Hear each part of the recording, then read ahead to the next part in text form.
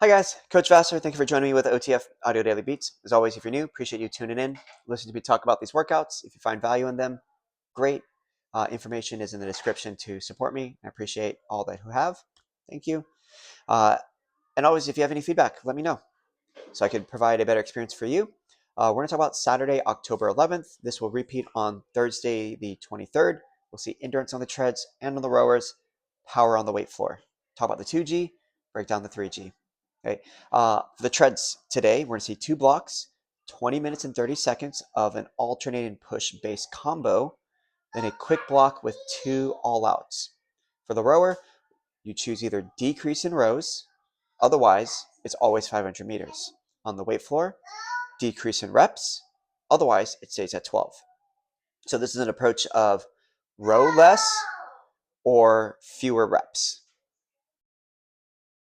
So when we look at the treadmills here, we're going to start off with a 20-minute, 30-second block, 2 minutes, 90 seconds, 1 minute, 30 seconds, 30, 90, 1 minute, 90, 2 minutes for their push.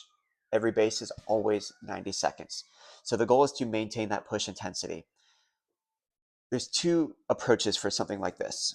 Knowing that their longest one is 2 minutes, their shortest one is 30 seconds. If they are aggressive, it's a challenge to maintain it throughout. If they start with a conservative effort, they might not see the same heart rate response as the duration shortens, but as fatigue accumulates, it's going to feel the same as it was at the beginning. Okay. So we're going to start with a 2-minute push. Power walkers 5% or greater, joggers and runners. If you want to keep it simple, slap on right 1 mile an hour over their base. Bikes and striders, 3 gears over base. They hit that 90-second flat road base. Then their next push, 90 seconds, 90 base. 1 minute push, 90 base. 30 push, 90 base. 30 push again, 90 base. Then we start climbing back up. Okay. Situations like this, it's a great opportunity for a call and respond. So treads, quick thumbs up. Who's able to maintain their push? Awesome. Who's able to maintain base? Not so much is a focus because the goal is maintain that push intensity.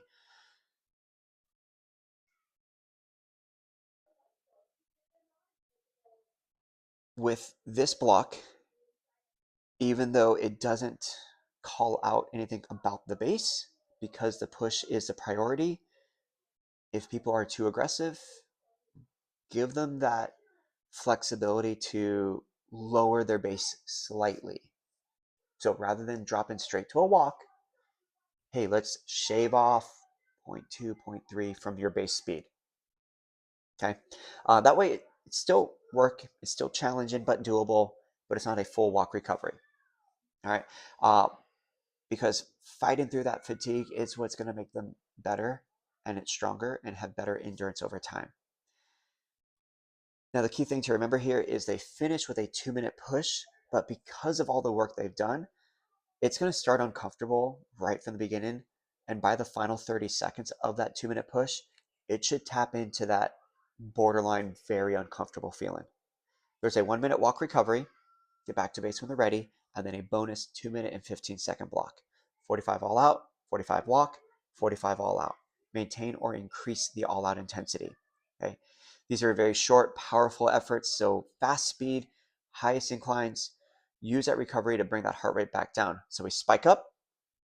The walk recovery will continue to climb for about 10 to 15 seconds before it starts to lower down. And then during the first 20 seconds of that second all out, heart rate will slowly climb up, then jump up and accelerate upward. Because of all the previous work, heart rate response should be very reactive in the sense that it won't take much for them to get back up into that orange or high orange, maybe even see red. Now, when we look at the weight floor side, block one, long block, just like the tread side, 20 minutes, 30 seconds. Member choice. They could either row less each round or they could do fewer reps each round. Either way, If they lower their row distance, we want to see them increase the intensity. So in higher average watts, they're going to finish faster because it's shorter. So don't use that as a gauge. Use average watts. Can that be increased every time they get back to that rower? If they drop the reps instead, they're hitting a 500-meter row every single time. So can they maintain the time it takes them to complete that 500-meter row? So that's the call out for the rower itself. Now for the weight floor, they have the choice of either doing 12 reps for everything, which means they're doing the decrease in row distances, or they decrease the reps. They'll start at 12 for round one, but then 10, 8, and then 6.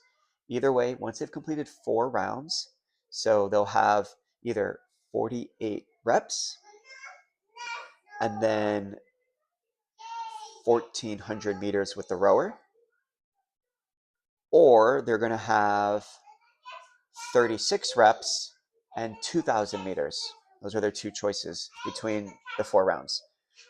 They'll repeat only the exercises until time is called at 8 reps each. Okay. Movements, bent arm lateral raise. Elbows are bent 90 degrees, drive out, right back down. It's a shortened lever for that lateral raise, so they should feel medial shoulder. Use your wrist and your elbow as a anchor point, so they're in line with one another, and as it comes out, wrist and elbow are in line. A lot of times people will have that weight here and they just kind of chicken wing the elbow out. We want the arm to float out and then back down. Okay. Then they're going to have floor power push-ups. If you have the space out and you have benches, they can do that from the floor or from the bench. Otherwise, a tempo push-up is a great alternative, especially if people who have issues with impact on the wrist. Alternating forward lunges, hip hinge swing, strap, squat to Y raise, high pull with power.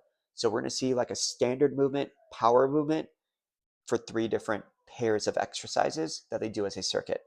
When it comes to the squat to Y raise, though, this is really 2 exercises. So they'll start with the arms extended, they squat down. When they stand back up, pause here, then go into the Y raise. Okay? We don't want members to blend that movement into one because it's very easy then to use that momentum from the squat to throw the hips forward and just violently throw the arms up.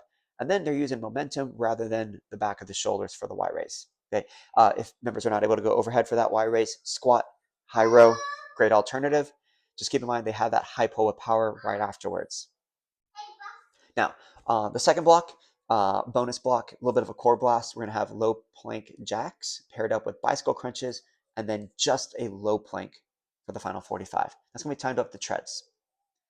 Now, when we look at the 3G, endurance, just like before on the treadmills, now it's 11 minutes, 90 seconds, 1 minute, 30 seconds, 30, 1 minute, 90-second push, but the bases are only 1 minute in the 3G.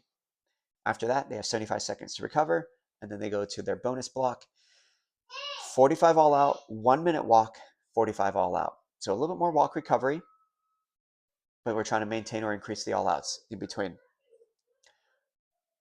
Block rowers will have 2 blocks. Block 1, it's going to be a 500-meter row, squat to front ways with the Y bell. So the arms are going to be down. Weight is going to be between the legs. They'll do a squat. They'll pause, front raise, back down, then hit their squat. 8 reps.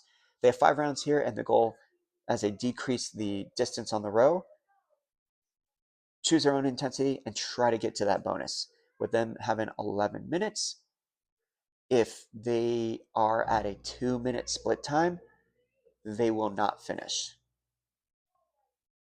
Once again, if they do a 2-minute split time, they will not finish everything because I will only give them 1 minute to do 5 rounds or 40 reps of that weighted exercise. And between transition time and the actual movement, that's just not physically, realistically possible. So for someone to actually finish all 5 rounds, they are going to have a 150 or lower split time. So for some people, that might be closer to like a push or even a push all out. Okay. So really the goal here is just get through as much as you can. 75-second recovery, and then we go to block 2, 45 all out, 1 minute recovery row, 45 all out, timed up with the treads. And the goal is to match or increase the all out intensity. So same thing as the 2G, use those average watts. Can they climb up higher? on that second attempt. Now, on the weight floor, different situation than the 2G, it is a member choice takeaway. So round 1, they will do all 6 movements at 10 reps.